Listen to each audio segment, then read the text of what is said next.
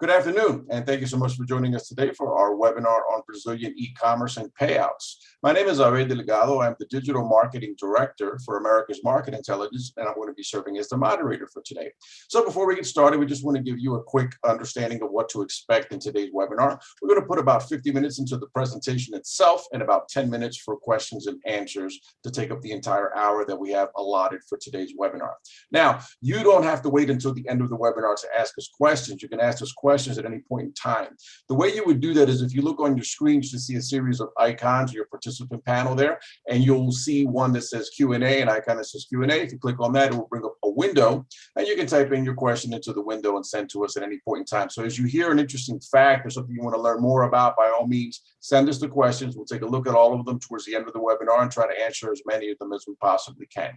One question that we always get in our webinars is, are the materials going to be available after? So I want to answer that now up front. And yes, the answer is yes. What we usually do is within 24 to 48 hours, we send out to all of the webinar attendees a video and the presentation deck that we're going to be seeing here today during the actual webinar itself. All right, so let's move on to the next phase here to talk a little bit more about the agenda for today's webinar. So to give it, I'm not going to read it all off there because there's a lot to read, but basically what we're going to do is get into the methodology of the study that's powering the data that we're sharing in today's webinar. And we're going to talk about specific aspects of that study data that we have accumulated here. A lot of the things that have to do with digitization, the payment methods, the role of PIX, the regulatory landscape today. And then we're also going to talk about payouts in Brazil and how that's changed as well, and what are the trends to follow in that area as well. So that's going to be basically the thrust of what we're going to be talking about in today's webinar. Now I'm going to take us over to our introductions. And so the speaker panel is going to come up in a second here. They're going to each introduce themselves one by one, and then we'll take it from there and get started with the webinar. Thank you, Abel. Hello, everyone. Great to be here with you. My name is Lindsay Lear. I lead the payments practice at AMI, and we're very happy to have partnered with BoaCompra to bring you this webinar. We're going to be doing a deep dive into Brazil, very exciting market, as many of you already know. So thank you for being with us. I'd like Karina from BoaCompra to say hello, and then we'll get on with our content. Hi, everyone.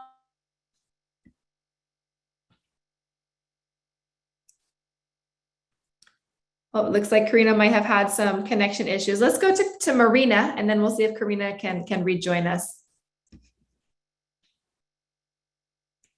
Yeah, sure. Thank you, Lindsay. And while Karina is reconnecting, I'm glad to say hello to everyone. Thank you for joining us. I am Marina Gil. I am the Brazilian Payments Practice Affiliate, and I'm delighted to be here. I hope this will be a really insightful and with really interesting information for all of you. As Abel mentioned, please send us your questions. We'll do our best to reply everything at the end where we have our Q&A session, right? Since Karina is not here, Abel, I think we can keep going on, and as soon as she can connect back, she'll come back, right? So just giving you an overview of this webinar. This is based on a recently published white paper we developed in partnership with BoaCompra, which is really a deep dive in Brazil as the main focus in this paper about e-commerce and payouts, what happened during COVID and what we expect to keep happening in the next years, right? Also, I would like to share with you that this is not the only thing we are going to share with you this year, because we are about to launch the other white paper and also another webinar still this year about Latin America e-commerce as a whole. So you can expect more from us, and hope it will also be helpful for all merchants, especially people from international markets willing to join Latin America. Yeah, Karina is back. Karina, do you want to introduce yourself? Sure, sorry. Hi, everyone. I'm Karina Farina, Head of Marketing of BoaCompra. BoaCompra is a cross-border payment company that enables international merchants to easily offer local payment methods in Latin America. In name of BoaCompra, I would like to say that we are delighted to share this valuable content with you. We hope you enjoy it. So let's get started. Great, thank you, Karina. So Abel, if you could go to the next slide. The idea here is just to provide really background on our environment, but the truth is it's nothing new for anyone here that COVID really shifted our lives into the digital world, right? And As an example, we have like 77% of the Brazilians making purchases online. So Brazilians change the way we buy, like the channels we buy, and also the way we pay. And this is something we're going to further explore, right? Brazilian e-commerce market is more than half of the Latin America region as a whole, right? Something that is really interesting in this change is that we changed not only how we buy and pay, but also how we live, how we work, how we interact with people, how we socialize, right? And this brought to light a group of workers that we needed to pay attention, which is the gig economy example, drivers, Uber driver, 99 drivers, app delivery agents, freelancers, people that are like translators, yoga teachers, any working for platforms, and also the social media influencers that this group played really an important role throughout the isolation and quarantine, supporting people that were working in homes. And this also highlighted the need of better solutions for them to be paid, because most of them work for international companies. So this is something that we're going to further explore to show you how the companies also had to evolve to this new world, digital world, right? And some key insights we want to share since the beginning is like, as we change, companies need to provide online purchase channels. Not all companies had that prior. Online payment methods. And not only the basics, because consumers now, they are more demanding, they want a seamless customer experience. This is something that really matters.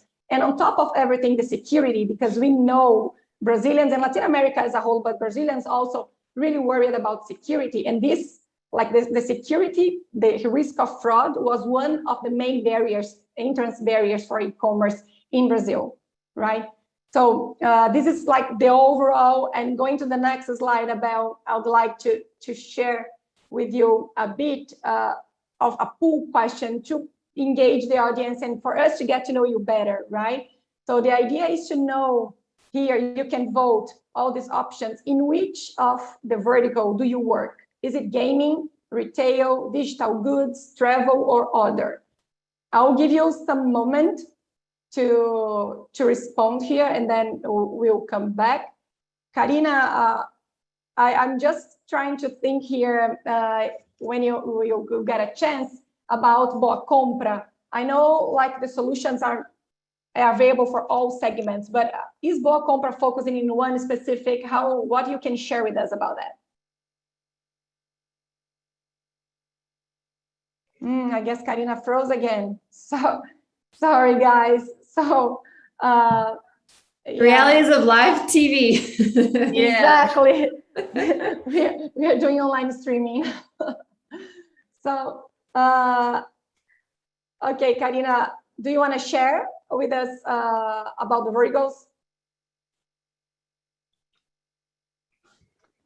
So I think it would be better, Belle, if you have the response. I can tell you that BoaCompra Solutions is for all segments, but they are really specialized and the leader in gaming segment, right? But yeah, I'm seeing here we have 4% of the audience in gaming, 30% retail, 6% digital goods, 4% travel, and the majority, like 73%, is others. So I'm a bit curious here if you want to share with us in the chat which segments you are in, so we can get to know you better and maybe address specific concerns. More than glad to go through that after, okay? Perfect. So now that we started, Abel, let's go to e-commerce and start this deep dive. Sorry, I forgot that I want to show you how we reached all these findings. So just sharing briefly the methodology of this study, right? It is pretty recent. We did this study in March and April 2021, and mostly we based in 3 methodology. One is an extensive desk research on available public sources of those topics. We also, AMI, we have an e-commerce proprietary analysis data that is back to 2016, and it covers 15 markets in the region. So we also leverage on that. And mainly the in-depth interviews. We did several in-depth interviews with several players, local and cross-border merchants to understand their needs, local payment processors, cross-border payment enablers to understand, and as well the freelancers, online freelancer platform, online teaching platforms, and all kinds of industries to really get a sense of how this environment is changing, okay? So now let's finally start the e-commerce data. Abel, if you could go to the other slide. This is just the index, the other one.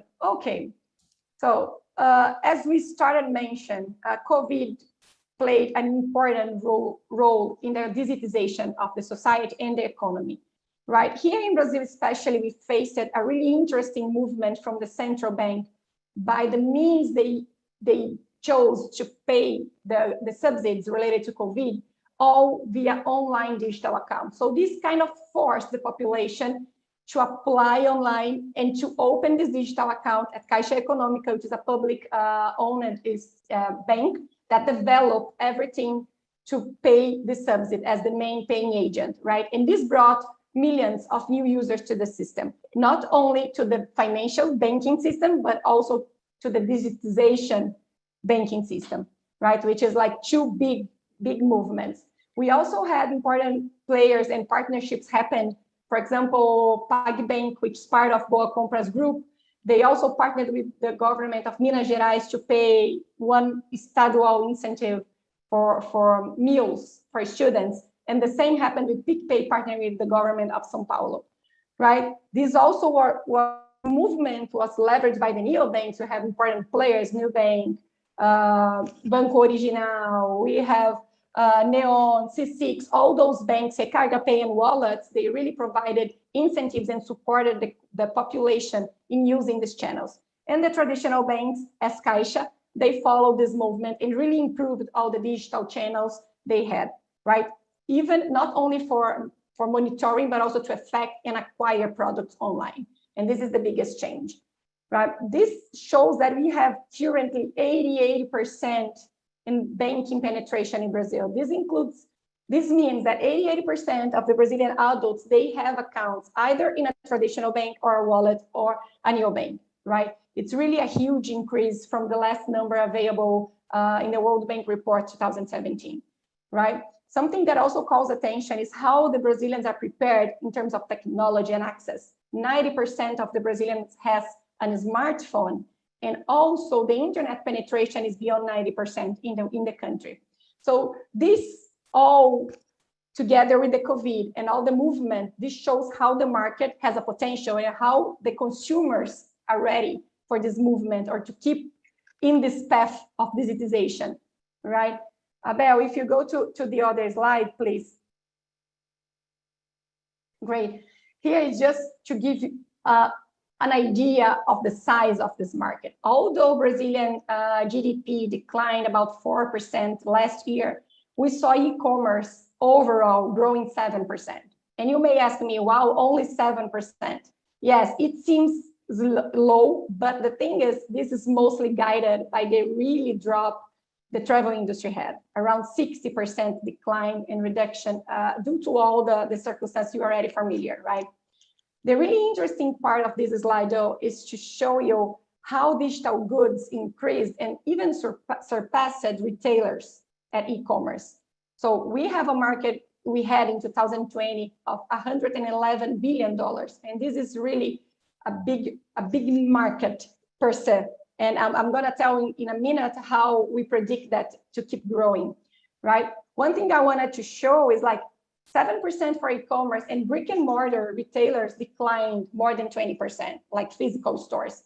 And we also have an interesting fact that is domestic e-commerce grew, but cross-border e-commerce declined a bit, more than around 30% in this year. And also travel pushes this, but as Karina is expert in cross-border, I would like to hear your thoughts on that and how you see the recovery from this cross-border e-commerce in the next years, Karina. So we have seen an increasing number of international companies expanding to Brazil in the past few years, which is a great for us. But still, we only represent 6.5% of this huge market, which lead us to many opportunities for international companies to succeed in Brazil. In terms of industry, digital good is the most representative with 10% of the market. It's still many chances and opportunities for all those merchants. Great. Abel, if you go to the next slide, since I already showed 2020, in the next slide, I wanna show you what we expect to see. And this is really impressive. We are expecting to see a year-over-year growth of 30%, around 30% up to 2024, leading us to a market of around $322 billion at this year. And this is a huge market. You know, no matter which segment you are in, you have an opportunity because it's a huge market. I just want to catch your brain again, Karina, really quickly about, we know the trend is to keep growing, but is there any specific on channels, for example, desktop, mobile, or payment, something that is really different here in Brazil and you want to tell us? I could share that Brazil, it's definitely a mobile first country. Most of people have experienced their first purchase through a mobile device. So mobile plays a huge an important role in online purchases. Last year, mobile has overcome desktop transactions and now represents 57% of the market, which it's an incredible volume. So I could say that for BoaCompra merchants, some of them reaches up to 70% of mobile transactions. So it's key to have a very smooth and improving UX for succeed in this market when you think about mobile. And Karina, just to make sure here, when we mention mobile, this includes like the website in the mobile and also the app. Is there a differentiation or a must-have? How you see that? There's no need to have an app. People are pretty used to do purchases through browsers, but of course, apps can bring more loyalty to the end customers. But for a company to start in Brazil, they can start with a very good mobile browser experience, and then if they decided to get closer to the end customer, go to an app experience. No, that makes total sense. So it's not a need for an app. You can try the market if you are able to provide a really seamless and smooth experience. Great. Yeah, no, good to know. Good to know that's an open market, and also like not that complex to enter if you don't need to develop everything at first. Great. And Lindsay, I just want to invite you to share your thoughts here about these numbers, because you know you were the brain on all of that, and then especially if you could guide us through the trends in the next years by segment, so we can try to tackle everyone in the audience point here. Perfect. Yes, absolutely. So, 30% growth is a big jump up from 7% the year before. We get a lot of questions about how is this working? What's driving this growth?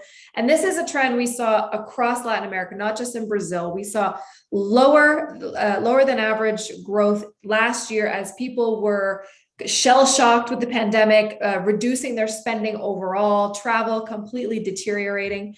And this year in 2021, the big question has been, will people continue to buy online even once brick and mortar stores are open? And across the board in Brazil and other markets, the answer is a resounding yes. People have learned to shop online. They've learned to shop in new categories online and really become loyal to the online channel. The payment methods are working. Logistics are working, the experience is positive.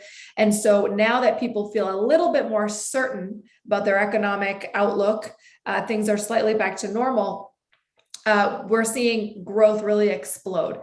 And we'll go through each of the kind of verticals to look at why exactly is this growing so aggressively in Brazil.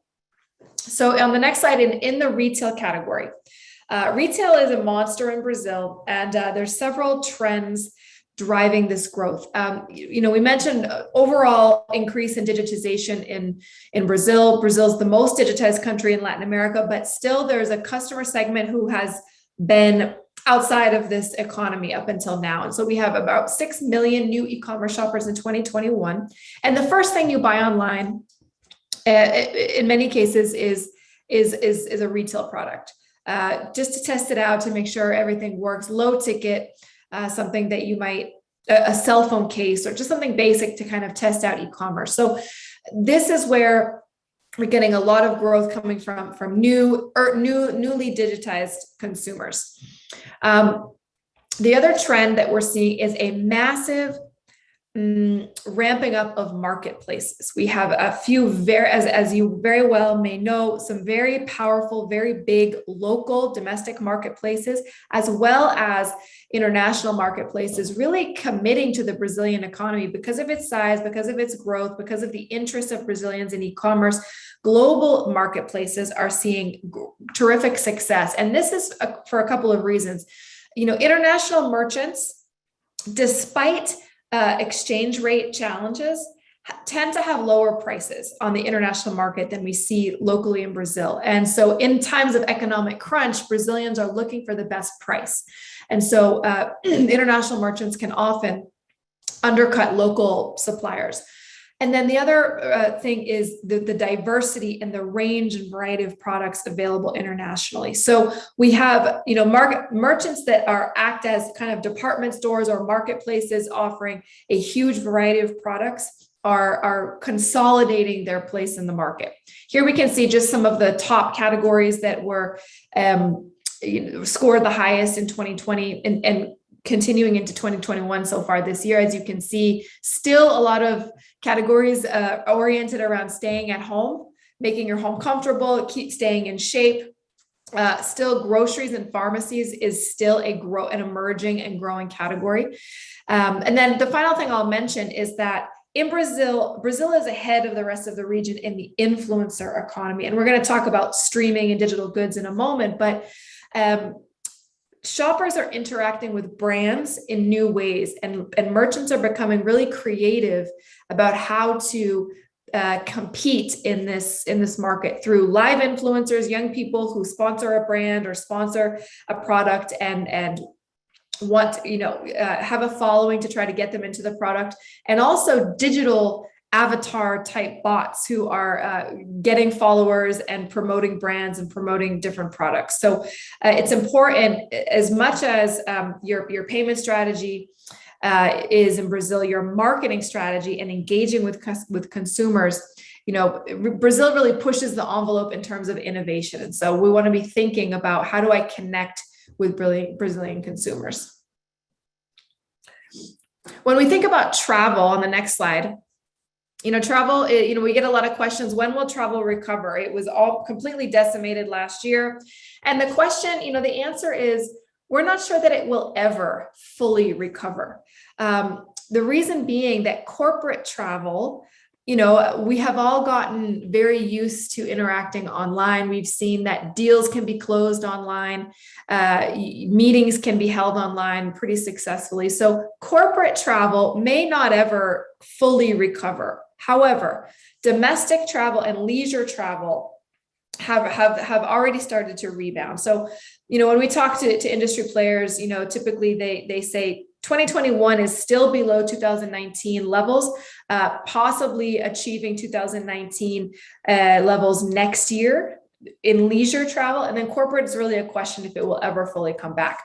But in Brazil, Brazilians are, a couple of trends have come out of this downward pressure on travel, people seeking out more remote areas. And of course, Brazil has many beautiful places to visit that are outside of main cities. Looking more towards alternative accommodations, houses with more space and as opposed to hotels. And we are starting to see cross-border travel rebound as borders open up. Throughout the year, we're seeing Europe become available. Brazilians can travel to Europe, other countries in South America. And so this is going to continue to ramp up through the end of the year and start refueling cross-border travel. Okay.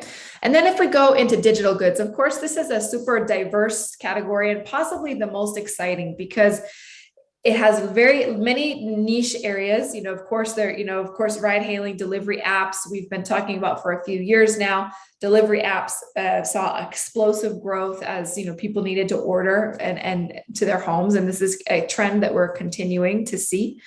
But what is special about Brazil is the very exciting gaming and streaming markets. As Marina mentioned, BoaCompra has a very specific niche in this area. And Karina, I'm going to ask you to comment in a moment, but I wanted to share with you, the trend we're seeing in Brazil is that gaming, is becoming more professional, more sophisticated, more niche, and really attracting brands of all kinds for sponsorship, to supply gamers. The other day, just to share an anecdote with you all, the other day I was contacted by a company in Singapore that creates ergonomic gaming chairs. And were interested in entering the Brazilian market because of the massive growth of gaming and this trend that they're seeing. And so out of all, their global expansion, Brazil was number one on their list because of this growing gaming industry. So Karina, what can you tell us, from your merchants, from your experience, what are you observing in this niche? So Brazil is a digital paradise. This accelerated digitalization and COVID helped Brazil to achieve incredible numbers. So in online gaming, we have around 95 million gamers. And the curious fact is that the majority is women playing. They are casual gamers playing from mobile games. That a mobile game play an important role here, as mobile gaming is skyrocketing in Brazil. So esports, it's tremendous and mature, exporting professional players to major championships worldwide. The revenue last year reached 1.56 billion. So it's a serious job that has been done in Brazil, and the gaming market is very mature. And when we talk about streaming, we need to mention that Brazil is the second country with most Netflix subscribers, or the number that recently platforms reached in a very short period of time, their goals for subscribers. So Brazilians are ready to explore more digital things, and they are natural digital consumers for sure.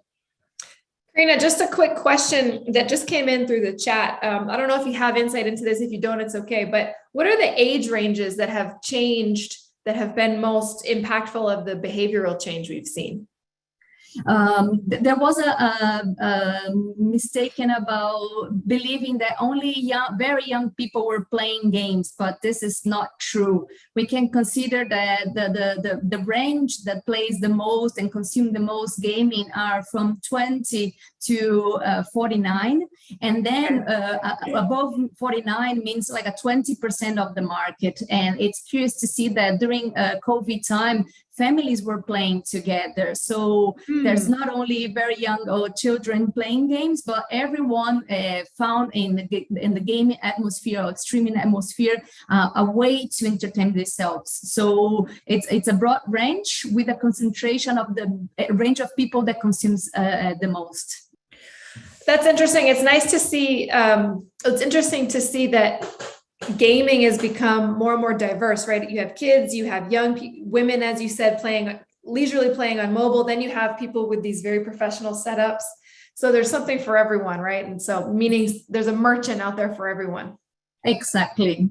There's opportunity to create products for all range of ages, genders, and everybody wants to get some entertainment. So there's multiple opportunities for this. Okay, interesting. Thank you. So if we go on to the next one. Okay, so talking about payment methods a little bit here.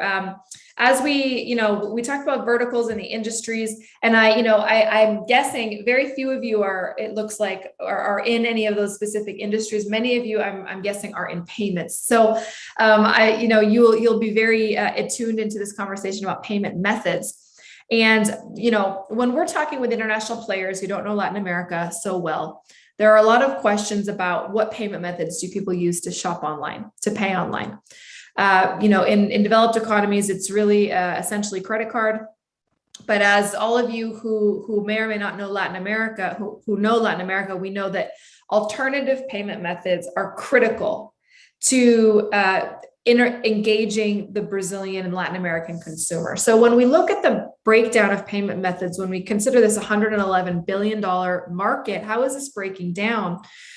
We have some interesting insights to share. So credit card in Brazil is the #1 payment method, as it is in most countries in the world.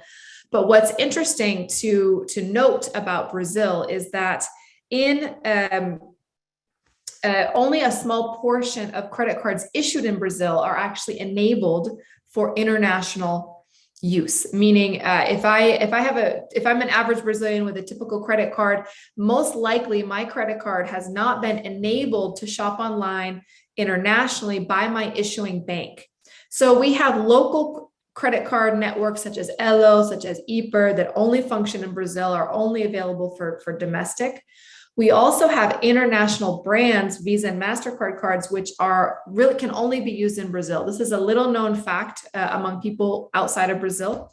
And what that means is that if you are trying to go to Brazil with an offshore acquiring strategy, you're only going to access about 20% of credit cards in Brazil. So having a connection to local acquirers is really important to access this full market, this full $71 billion in 2020 of credit cards. And beyond credit cards, only about 1/3 of Brazilians have access to a credit card. This has improved and continues to improve, but the majority of Brazilians are depending on other types of payment methods.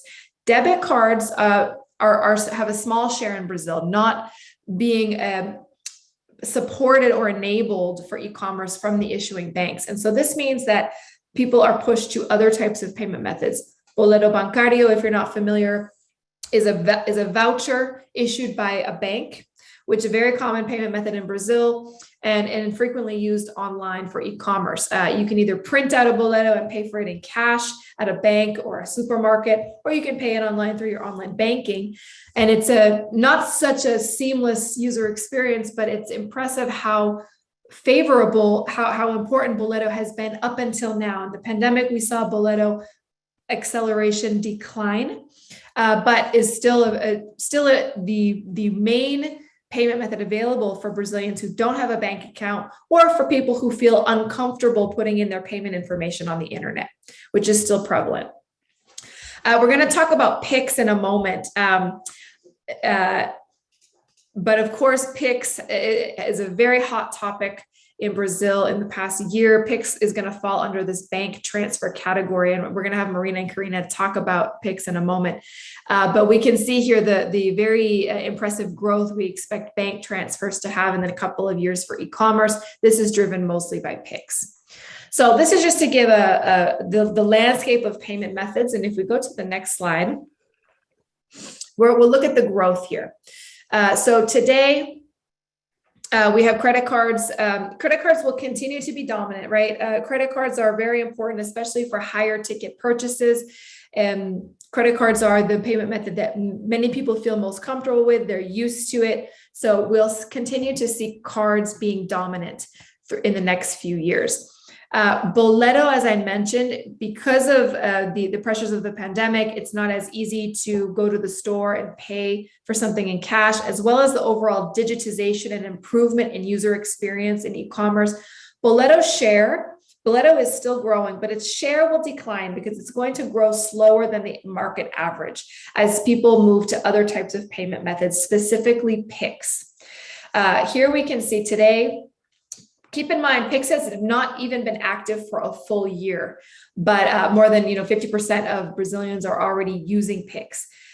Today, it has a low share in e-commerce, but again, it's only been around for about 10 months, and it has really been driven as a P2P payment method. It is starting to slowly become integrated as an e-commerce payment method. And Karina is going to tell us a little bit about BoaCompra's experience with Pix. But the important thing to note here is that we expect over 100% growth year after year through 2024, with the most explosive growth this year in 2021. But we expect Pix to take more than 10% of the market in the next 3 years, which is really remarkable for a new payment method just coming into the market. So on the next slide, I want to invite Marina to kind of give us landscape of Pix in Brazil, and then Karina will tell us a little bit about their experience with Pix.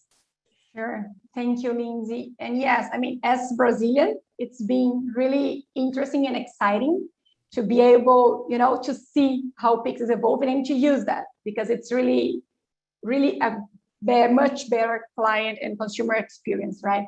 So as Lindsay mentioned, the thing about Pix is if you go to the number of transactions, it's still P2P transactions are dominant, more than 70%.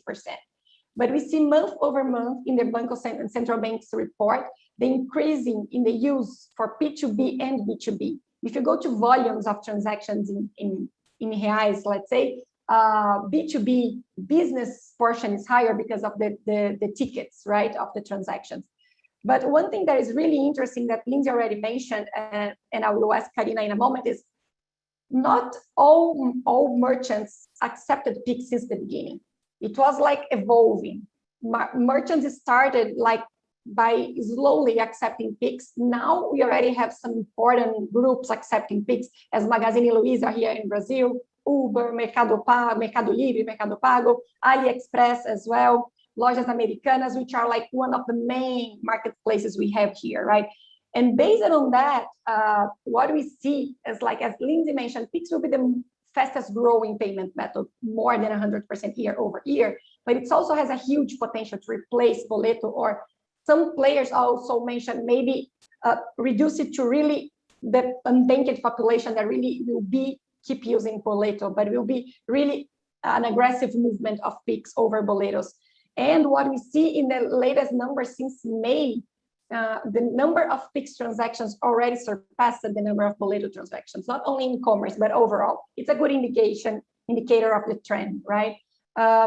Karina will tell you a bit more, but what I can anticipate is, like, for the merchants already accepting Pix, it's already the second payment method most used to pay in their sites, right? And also it reaches up to a quarter of the volumes of the sales being paid with Pix. This is really a massive disruption, and something that grew really fast because these players started to accept Pix like a few months ago, not since November 19 when Pix was launched, right? So Karina, it would be really interesting if you could share how you see and what you've been noticing about the evolution of Pix within your merchants. So we are definitely living a payment revolution in Brazil. Every time I look on Pix numbers, I get like a wow feeling, because of course part is a cannibalization of other payment methods, but part is from the amazing growth that they are having month over month. So even though Pix is not active in 100% of our merchants, as you mentioned before, or it happens slowly for most of the merchants to implement Pix, to understand the importance. We already have 30% of our TPV coming from Pix transactions, and for us is the second most important payment method. I can see that Brazilians understood the easiness and the benefits from paying with Pix in e-commerces, and the more merchants offer Pix as a payment method, the more people start to shift to this type of method to be easier for them to pay in a transaction. So it's key to have Pix in your e-commerce if you want to succeed nowadays. Karina, that's pretty impressive. Pix already representing 30% of volume. Can you share, do you notice any trends or patterns with the types of merchants where Pix is particularly successful? I can share from our perspective, as we are a leading company for online games and digital goods. So I think that there's a relation also from the age of people that adopt Pix as a payment method, not only for transfer person to person, but to also a person to business. So online gaming, the age of people that consumes gaming with the age of people that uses Pix is pretty related, very similar. So we can see that this shift in online gaming to prefer Pix as a payment method from the 20s to the 45, 50s, it's the most that we could see in our transactions nowadays. And I Excellent. can tell you that most merchants have implemented Pix recently, as Marina mentioned. There's some that in the past 2 months, 3 months, and it was skyrocketing. We can go like from 0 to 18% in 1 month share. So it's quite impressive. So that really speaks to how easy Pix is to use, and just the demands, that it's solving some pain point, solving something that people are causing to choose Pix over other payment methods. Really, really impressive. Thank you. Okay. Yeah, and just to add to that, like talking to the merchants in the interviews that we mentioned, we made, like boleros, Pix is really fundamental for the people without credit card at first, right? We know that it's also getting some share of credit cards, but for the ones without card, Pix is really a revolution, because boleto, for someone who has to pay, it's hard because you have to go there, it's a barcode, but also for the merchants, from their perspective, the things like they are really willing to allow Pix, because all the problem they had when you select to pay via boleto, they have to block the storage, like the goods, or especially for the retailers, the inventory. And then if the boleto is not paid, they could have lost this sale, right? And the rate of non-payment of boleto they shared, it's around 50%. It's really aggressive. So it's really a barrier for the merchants, and it will really relieve a huge pain related to the logistics of the e-commerce as well, right? Yeah, I could also add here that Pix is all increasing conversion rates, as we don't have this abandon. It's smooth, it's easy to pay, so people tend to complete their purchases when choosing Pix. Karina, I want to ask you, because there's a very relevant question here that I think you can answer, and it really goes to the very essence of our webinar here. Is someone is asking, can an international e-commerce company apply for Pix? And if yes, what is the cross-border settlement like? An international company needs to have a local partner to offer this cross-border payment processing for them. So it will be the same settlement as they choose credit card companies without a local entity or local presence. So it will be the same settlement for any other group of payment methods, but they need to have a local partner to do it. So a company without a local presence need a local partner to do it. Perfect, thank you. Exactly. So let's go to the other slide, just a brief overview of the regulatory landscape here in Brazil. And the idea of this slide is just to show you that on top of the consumers' readiness, the market readiness, merchants, innovation, we also have a central bank that is really innovative and it's really working to modernize and to provide a better environment and competitive landscape here in Brazil. On top of Pix, we also have open banking, upcoming open finance, and LGPD, which is the data protection law for consumers' data.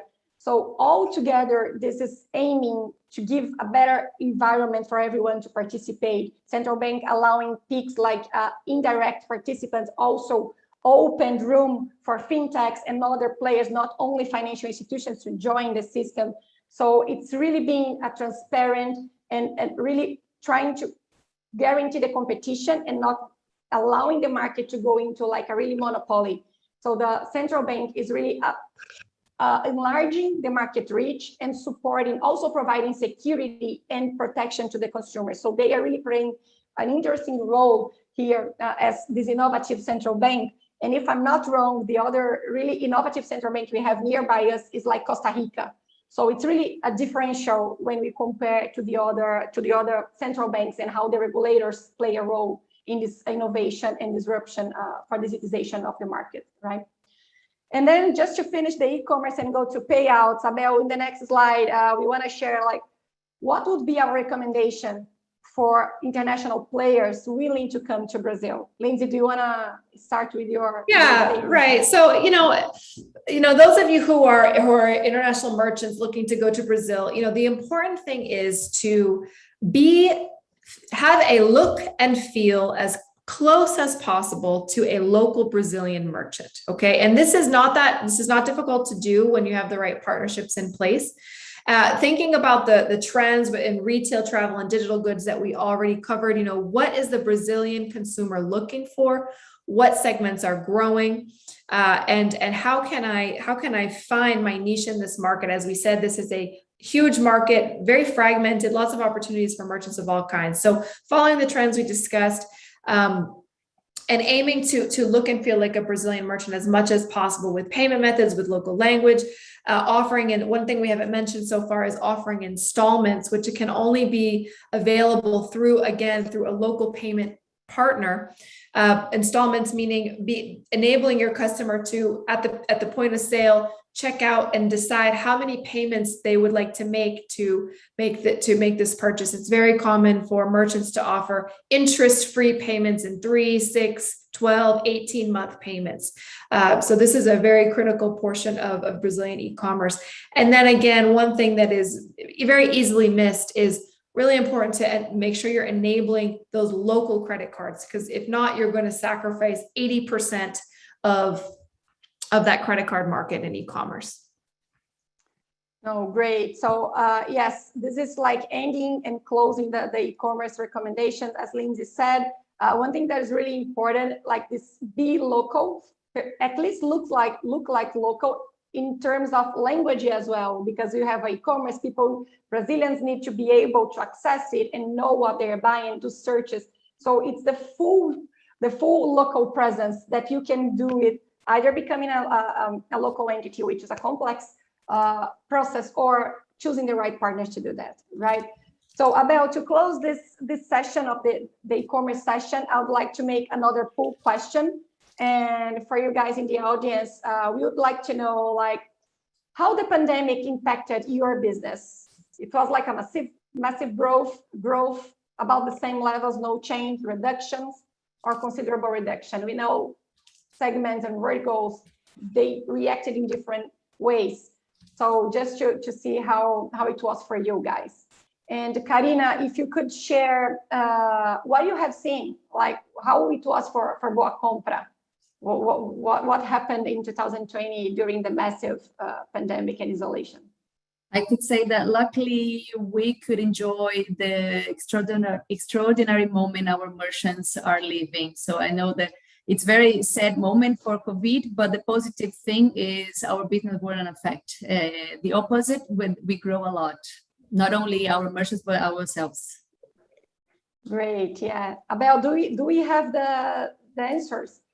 Because this is the interesting part of COVID. Nobody is able to see like one positive effect, but some verticals and some companies could see that. Not that it's relieving all other pain that everyone suffered, but yeah, here it's amazing because you have 30% saying that it was a massive growth, 40% growth, 13% about the same levels, 13% reduction, and 5% considerable reduction. I think it's because of when we got mostly others, and payments industry also faced a good trend, like to being able to address all the innovations that we saw in the market, right? Cool. And now, like to go to the second part of the webinar, Lindsay, I would like you to guide us through the payouts, like this exciting portion of the industry. All right, so payouts. Let's go right ahead into our next slide. What is a payout, right? First of all, we need to define what we're talking about. Payouts is a term that's thrown around a lot. It's almost like the other side of e-commerce. We have the pay-ins where consumers are making purchases.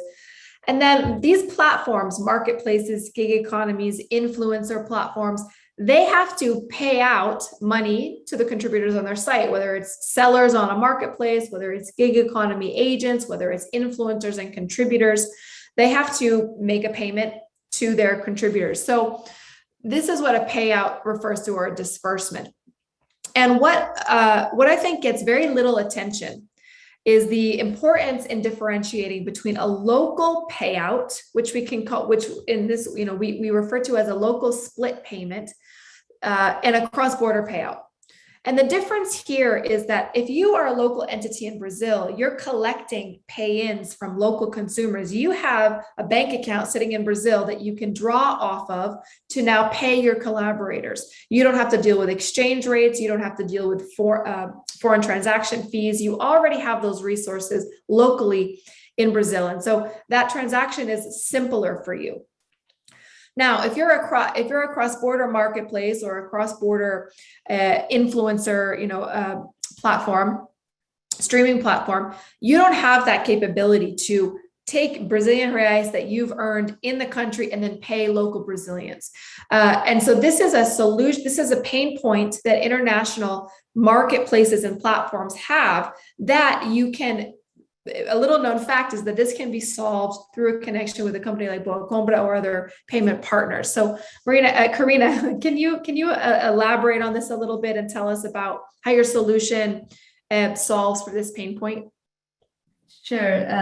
When we decided to develop our cross-border payout solution, we identified many pain points that international companies without local presence were facing when they tried to pay their pay. So it was a really challenging payout process for those companies. So we understood that there was a need of bring a solution with a seamless process, with an optimized payout flow. And this is what we did. We tried to avoid all the complexity from the FX, the exchanges, the offering the local currency and the instant payment methods to bring a new experience, not only from the merchant, but from the payee side that was having always trouble to understand how they could receive the money from the work they did. Perfect. Okay, that's clear. Thank you. If we go on to the next slide, we'll talk a little bit about the trends here, because the payout industry follows the e-commerce industry, right? We talked about gamers, we talked about streamers, we talked about the rise of the gig economy, and as you have this increase in the consumer demand for these platforms, at the same time, and a little bit behind the scenes, you have increasing demand for payouts, because it's a balance. You can't, in a marketplace or platform economy, you cannot have pay-ins with payouts. They depend on each other. So as these markets grow, payouts become increasingly important, increasingly strategic, and essential to an effective e-commerce ecosystem. And so here we have some more impressive numbers. We have an estimated, 12 million Brazilians are already receiving mass disbursements, with 60% of these being cross-border, coming from cross-border companies. And this is driven really powerfully by freelancer, influencers, streaming, and gaming platforms. We have the ride hailing and the delivery apps, which are top of mind and are certainly important. But what gets a little bit less press are these platforms, TikTok, Shola, Twitch, where we have millions of contributors receiving small, low-ticket payouts on a very recurring, frequent basis. And so this is a segment of the industry that is new, that is growing, and that hasn't gotten so much attention. But we can point out that this represents a huge opportunity for international companies to arrive in Brazil, attract pay-ins, and make payouts very seamlessly. Okay, if we go to the next slide. Again, some other trends that I want to comment on. We have the ride hailing and travel apps that we mentioned, Airbnb and other platforms really being important in travel as consumers are preferring alternative accommodations to hotels during the pandemic. Gig economy and freelancer, of course, iFood, Rappi, these platforms that operate locally and perform delivery to your home, experienced over 100% growth, so as did their payout segment. We also have contractor work platforms. As work has become increasingly decentralized, higher levels of employment, people pursuing contract work and entrepreneurism more, leveraging international platforms like Upwork, Workana, etc. And I want to ask Karina to tell us a little bit about streaming and gaming and what you're seeing on the payout side. In particular, you guys have a couple of great examples that we'd love to hear. So I can share the very successful case we have with TikTok.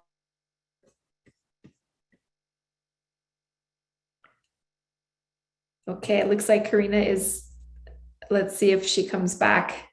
If not, I do really want to hear her anecdote, so we'll see if she can come back in a moment.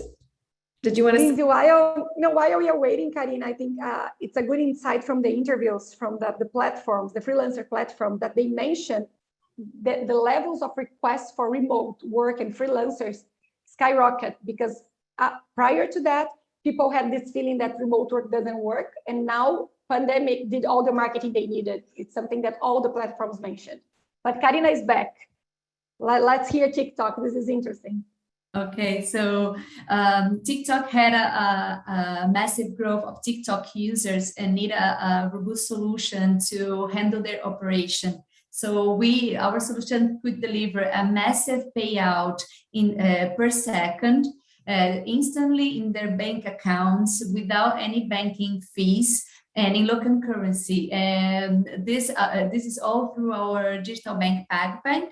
And all this experience create a seamless process, not only for the merchant to handle this, but also to the payee that didn't have to deal with any trouble within the process, just transferring the money from TikTok to their bank account, just few steps and the money was there. So it's very good to see that when we can disrupt this scenario and bring a very innovative solution, it helps all of the companies in these opportunities, as you mentioned, not only for social apps, but also for freelancers platforms. So it's soon we will release also payouts through Pix, which is another new payment method in Brazil that it's very demanding. So that's a very good case for us.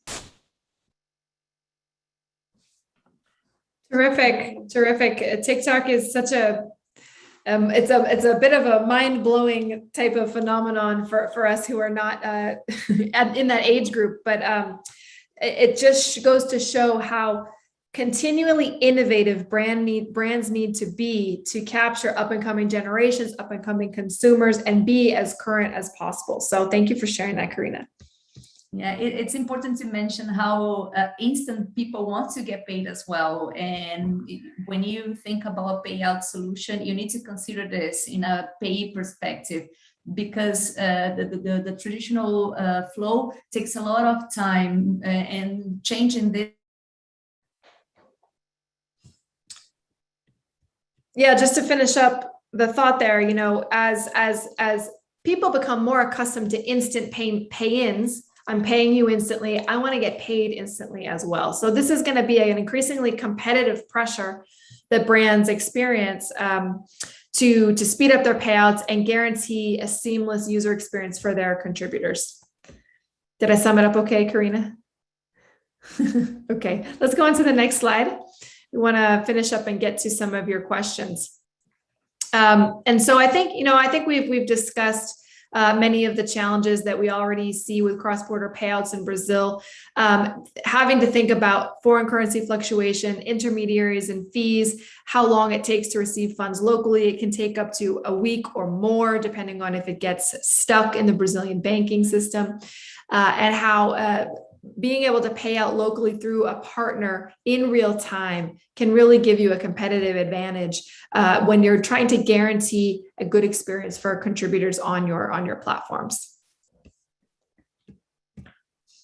Yeah, totally. And just to add, I guess, like both in the traditional flow, it's being hard for both the company doing the payout and for the payees. And this image is exactly how the payees feel, because you do not know when you're going to receive, how much you're going to receive. So this is completely a gray area. And as Karina mentioned, and Lindsay, for the young generation, this is not acceptable anymore. You know, even us and the elders, they are getting used to better solutions. So this is why we need to disrupt. And also from the interviews, a really interesting insight is one of the platforms, the marketplace, mentioned that if you want to have good people working or selling in your platform, you have to be able to pay them accordingly, because this is fundamental for people to keep working for you and willing to support you. Otherwise, they are going to try to find someone that can at least pay them in an appropriate way. So this is something interesting. Karina, do you have any comment or anything you want to share with us related to the payouts? I think that we cover all. We can jump to the Q&A sessions. Perfect. We just have another slide, Abel, if you could go to there, which is like the final recommendations as we did for the e-commerce and for payouts. I guess Lindsay and Karina already tackled everything.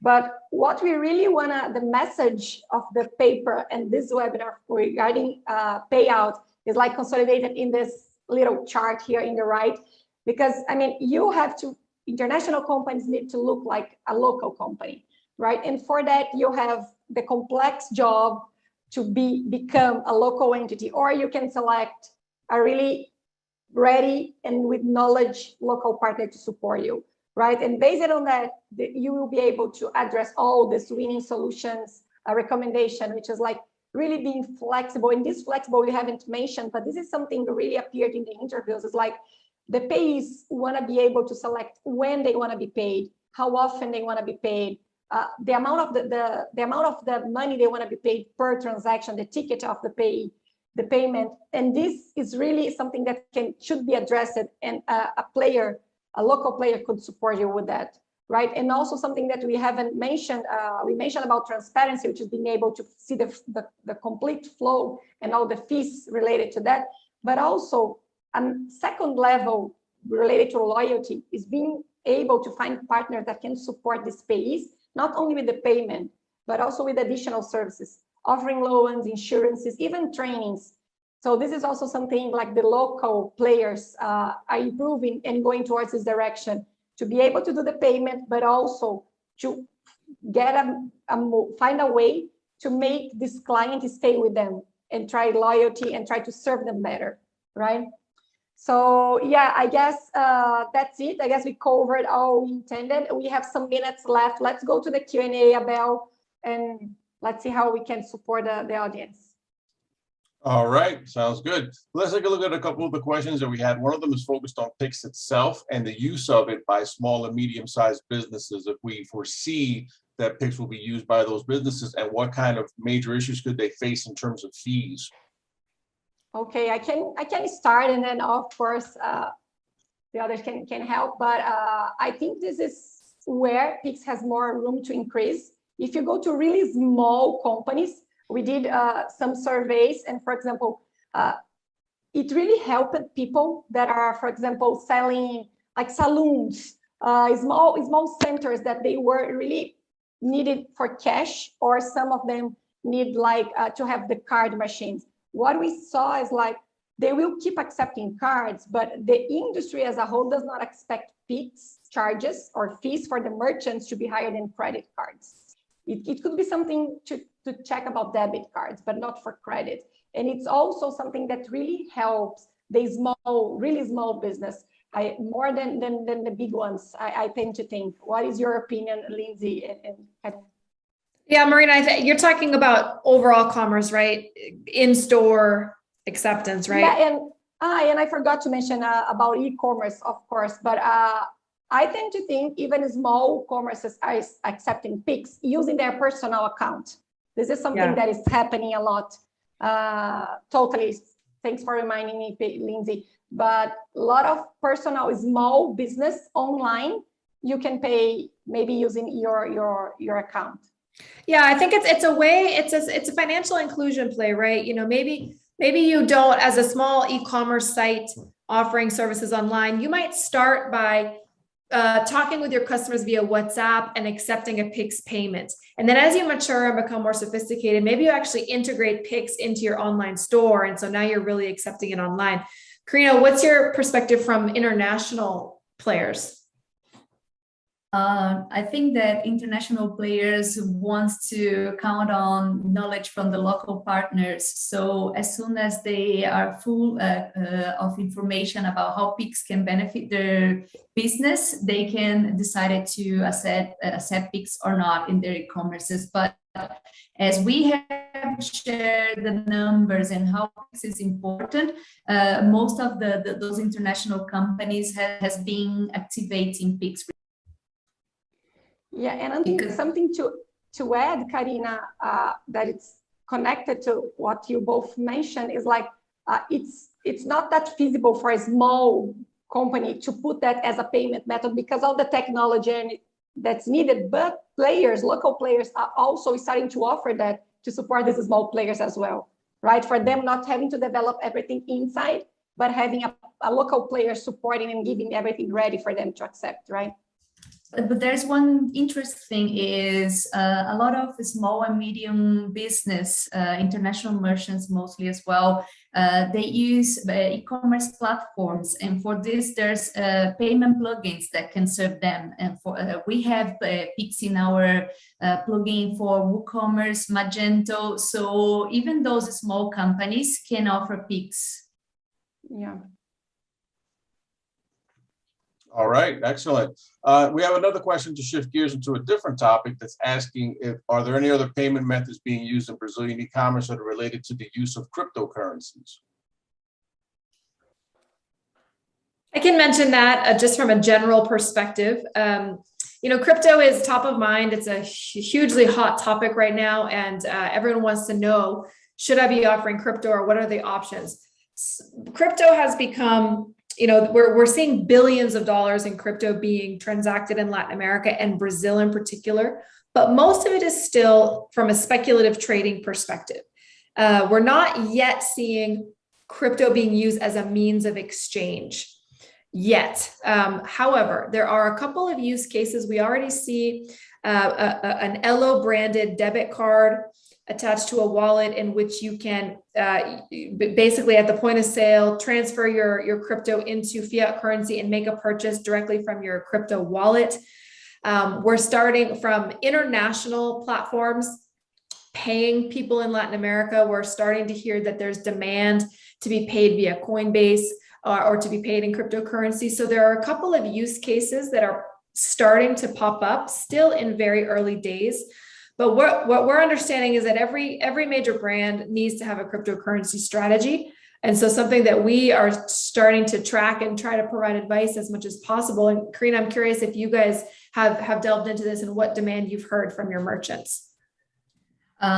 We don't accept crypto yet. And of course, this is a subject that comes all the time about all the regulatory things. And if one day we will be able to offer. So it's the answer, it's not, but it's a subject that we have been talking many times recently. All right. Another question is more specific as to the detail, and it's asking whether a local partner would be considered to be a local payment gateway provider. So that might be a good distinction for the audience for us to make there. Because we had mentioned using a local partner at different points in time in the webinar itself. So they're trying to understand what that exactly means or what we mean by that. Yes, exactly. What we're referring to is a partner that can essentially get you access to local payment infrastructure, connect you to local acquirers, connect you to local payment methods, so that you are now, even though if you're an international merchant, now through this integration, you're accepting payments locally. That's essentially what we mean. And BoaCompra offers this model. So is there anything else that you want to distinguish about that, Karina? Sure. When you work with a local partner, you don't need to have a local entity. So this avoids all the bureaucracies and complex of taxations, regulations, and etc. So this local partner handles all this process, this money flow for you. So this is one of the benefits of having a local partner without having to establish your business here. All right, excellent. There's another question here that has to do sort of with comparison. So it's asking if anyone has developed something similar to what Alipay did in China, which is a clearinghouse for payments for online transactions. It's kind of a technical question, but it might be interesting and germane to what we're discussing today.